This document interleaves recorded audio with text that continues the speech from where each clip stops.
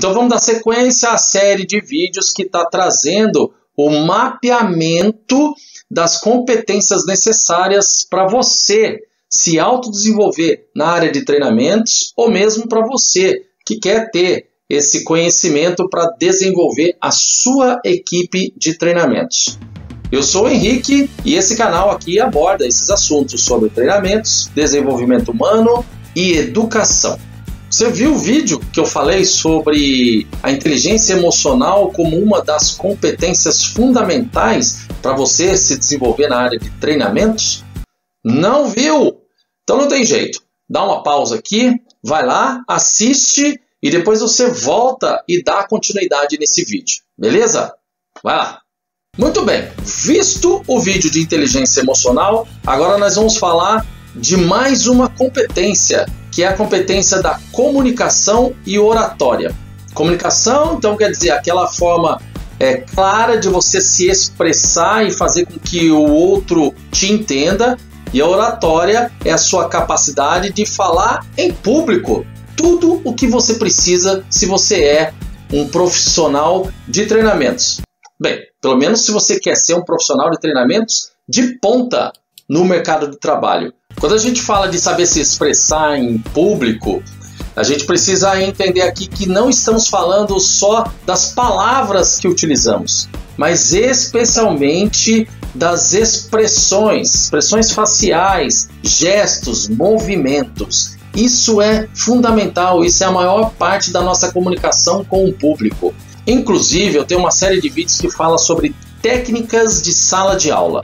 Lá eu tenho um que trata só sobre gestos e movimentos. Eu vou deixar o link aqui para você assistir esse vídeo, porque ele é fundamental como base para isso que a gente está tratando aqui. Ele é complementar ao papo que a gente está tendo aqui.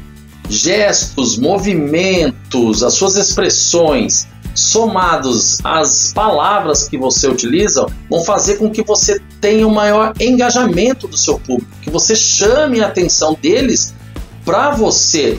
Isso é uma habilidade de comunicação e é a sua habilidade fundamental como orador. Você precisa puxar a atenção desse seu público para aquilo que você quer falar. E você coloca ainda mais um ingrediente, que é o tom da sua voz.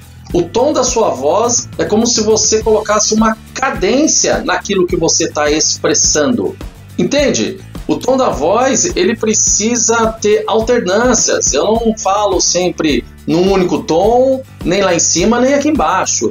Eu tento manter um equilíbrio, mas eu alterno esse tom da minha voz para poder, de novo, chamar a atenção desse meu público. E mais uma vez, lá nessa série que eu falei para você, de vídeos que eu tenho que falam sobre técnicas de sala de aula, tem um outro lá que fala só sobre tom de voz. Vou de novo deixar aqui o link, porque esse também é complementar, ele é fundamental para o papo que a gente está tendo aqui.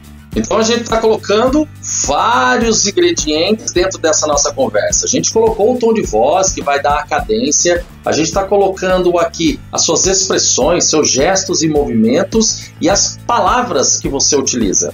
Bom, dentro disso a gente também precisa ter uma estrutura, começo, meio e fim para a história que eu estou narrando.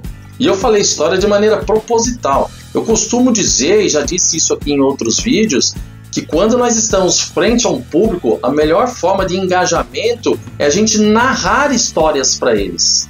Isso vai fazer com que eles se envolvam na história que a gente está contando.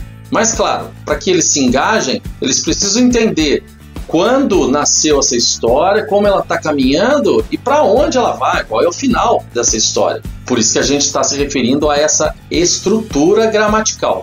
E por último, para a gente tornar essa história ainda mais envolvente, eu preciso utilizar palavras que não sejam tão repetitivas, ou seja, a utilização de sinônimos. Os sinônimos eles são fundamentais para a gente poder falar a mesma coisa, só que de uma forma diferente. E qual é a forma mais eficaz para você poder se desenvolver nessa oratória, na comunicação? A melhor forma de se desenvolver é se divertindo. Olha só que interessante. A melhor forma de desenvolver essa sua comunicação é lendo. Eu costumo perguntar para os meus alunos, para os participantes dos meus cursos, o que vocês leem? Muitos trazem a resposta de que fazem leitura na internet, né, que abrem lá alguns sites e leem aqueles sites. Sim, perfeito, eu também faço isso. Porém, isso daí é uma leitura que eu chamo de leitura descompromissada. É aquela leitura que às vezes você lê, às vezes você para no meio do caminho, às vezes você faz a leitura completa, às vezes você fica tempos sem fazer uma leitura.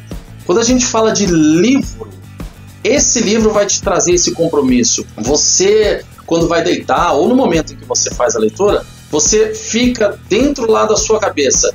Poxa, eu tenho que ler pelo menos um capítulo, 2 capítulos. Eu já li pouco ontem. Você tem compromisso com aquele livro. É quase como se o livro estivesse te cobrando para que você fizesse a leitura. Então, na minha opinião, a melhor leitura para desenvolver você daquela que você vai ter compromisso com ela é a leitura de livros. E eu garanto para você, se você começar a pegar o hábito da leitura, você, quando estiver no meio de um livro, você já tem um outro novinho te esperando para poder sair de um livro e entrar no outro. E é assim que tem que ser. Você terminou um livro, você começa outro. Você terminou esse outro, você começa mais um. Você não para. Livro é um atrás do outro. Pegue esse hábito da leitura e você vai perceber como você vai desenvolver a sua capacidade de comunicação e de oratória. Aliás, eu quero saber, você está lendo algum livro? Se está lendo, fala para mim aqui, que livro que você está lendo? Quem sabe eu não pego isso como uma sugestão.